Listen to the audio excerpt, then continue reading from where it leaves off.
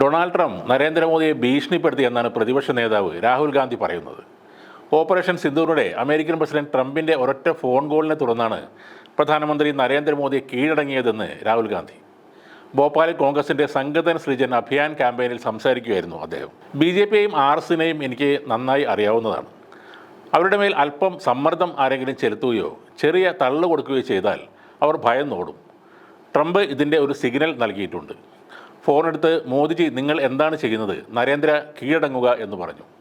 അത് കേട്ട ഉടനെ ശരി സാർ എന്ന് പറഞ്ഞ് നരേന്ദ്രമോദി ട്രംപിൻ്റെ ആ സിഗ്നൽ അനുസരിച്ചു. ഇതാണ് രാഹുൽ ഗാന്ധി പരിഹസിക്കുന്നത്. ഫോൺ കോൾ ഇല്ലാത്ത ഒരു കാലം 1971 യുദ്ധത്തിൽ അമേരിക്കയുടെ 7ാം കപ്പൽപ്പട വന്ന കാലം. ഇവിടെ കൂടിയിരുന്ന പലർക്കും ഓർമ്മയുണ്ടാകുമെന്നും അദ്ദേഹം പറഞ്ഞു. ആയുധങ്ങൾ എത്തി, ഒരു വിമാനവാഹിനി കപ്പൽ വന്നു.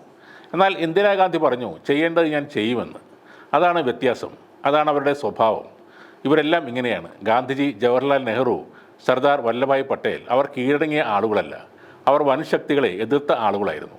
എന്നാൽ സ്വാതന്ത്ര്യ ലബ്ധി മുതൽ കീഴടങ്ങൽ കത്തുകൾ എഴുതുന്ന ശീലമാണ് ഇവർക്കുള്ളത് എന്ന് RSനെ കുറിച്ച് പരിഹസിച്ചുകൊണ്ട് രാഹുൽ ഗാന്ധി പറഞ്ഞു. ഭരണകക്ഷിയായ BJP സമ്മർദ്ദത്തിന് വഴങ്ങിയതിൻ്റെ മറ്റൊരു ഉദാഹരണമാണ് ഇപ്പോൾ ജാതി സെൻസസ് നടത്താനുള്ള കേന്ദ്ര സർക്കാരിൻ്റെ തീരുമാനമെന്നും അദ്ദേഹം പറഞ്ഞു. ജാതികൾ ഇല്ലെന്ന് മോദി പറയാറുണ്ടായിരുന്നു. പിന്നെ 4 ജാതികൾ മാത്രമാണ് ഉള്ളതെന്ന് പറഞ്ഞു. തെരഞ്ഞെടുപ്പ് സമയത്ത് അദ്ദേഹം പെട്ടെന്ന് OBC ആയി മാറി. എന്നാൽ ഗഡ്കരിയും മോഹൻ ഭാഗവതും ഓരോ പ്രസ്താവന നടത്തി. അവർ ചെറിയ സമ്മർദ്ദം ചെലുത്തി. അതോടെ സർക്കാർ പൂർണ്ണമായും അതിനെ കീഴടങ്ങി.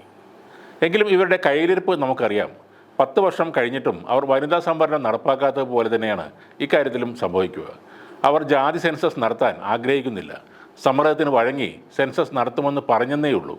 അവർ അത് ചെയ്യാൻ ഒരിക്കലും ആഗ്രഹിക്കുന്നില്ല. കാരണം അവർക്ക് ഈ രാജ്യത്ത് നീതി നടപ്പാക്കാൻ ആഗ്രഹമില്ല. അവർക്ക് അംബാനിമാരുടെയും അദാനിമാരുടെയും രാജ്യമാണ് വേണ്ടത്. ശതകോടീശ്വരന്മാരുടെ രാജ്യം വേണം. എന്നാൽ സാമൂഹിക നീതിയുള്ളൊരു രാജ്യം വേണ്ട എന്നാണ് രാഹുൽ ഗാന്ധി പറയുന്നത്. ഭരിക്കാനുള്ള കഴിവ് പ്രകടിപ്പിക്കാൻ ഒരു അവസരം കിട്ടാത്ത നേതാവാണ് രാഹുൽ ഗാന്ധി. കാരണം ഭരിക്കണമെങ്കിൽ ആദ്യം ജനങ്ങൾ തിരഞ്ഞെടുക്കണം. ദയനീയ പരാജയങ്ങൾ ഏറ്റുവാങ്ങുന്നത് കൊണ്ട് ഭരണം എന്നത് എല്ലാ കാലത്തും ഇനി കോൺഗ്രസിൻ്റെ ഒരു സ്വപ്നം മാത്രമാണ്. എന്നാൽ ഈയിടെ നടത്തുന്ന വില കുറഞ്ഞ പ്രസ്താവനകൾ കാരണം സ്വയം നാണം കെടുകയാണ് കോൺഗ്രസിൻ്റെ ഈ പരമോന്നത നേതാവ്. ഇപ്പോഴും മുത്തശ്ശിയുടെ ഇല്ലാത്ത വീരകഥകൾ സ്മരിക്കലാണ് ഇദ്ദേഹത്തിൻ്റെ പ്രധാന ഹോബി. ഇടയ്ക്കിടെ അച്ഛൻ രാജ്യത്തിന് വേണ്ടി രക്തസാക്ഷിയായ കഥയും പറയാറുണ്ട്. BJPയെയും സംഘപരിവാറിനെയും RSനെയും ഒക്കെ വിമർശിക്കുന്ന ആളാണ് രാഹുൽ ഗാന്ധി. എന്നാൽ ഈയിടെ ഓപ്പറേഷൻ സിന്ദൂറിന് എതിരായി മാത്രം സംസാരിക്കുന്ന ഒരാൾ എന്ന നിലയിലേക്ക് അദ്ദേഹം തരം താണിട്ടുണ്ട്. തീവ്രവാദം പ്രോത്സാഹിപ്പിക്കുന്ന അയൽരാജ്യത്തിനെതിരെ നടത്തിയ ഓപ്പറേഷനെ പരിഹസിക്കുന്നത് വഴി അദ്ദേഹം വീണ്ടും പഴയ പപ്പുവായി മാറുകയാണ്. മുതിർന്ന നേതാക്കൾ ഇതൊന്നും തിരുത്താനും പോകാറില്ല. കാരണം രാഹുൽ ഗാന്ധിക്ക് ഒരു വീഴ്ച പറ്റുന്നത് അവർക്ക് സന്തോഷമുള്ള കാര്യമാണ്.